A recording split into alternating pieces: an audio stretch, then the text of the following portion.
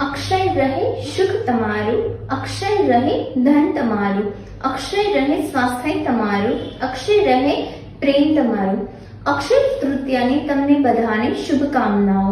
આજના દિવસના સુંદર મજાના જો હું ઉપાયની વાત કરું તો માતા લક્ષ્મીજી અને કુબેરજીની પૂજા કરવાનો શ્રેષ્ઠ દિવસ.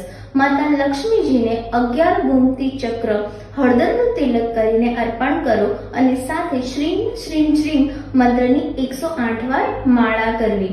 સાથે કુબેરજીના મંત્રનું પણ ધ્યાન કરી અને ઘરમાં સુખ સમૃદ્ધિ અને 8 પ્રકારની લક્ષ્મી એટલે કે વૈભવ લક્ષ્મી પણ આપણા ઘરમાં બિરાજમાન થાય તેવી પ્રાર્થના કરવી.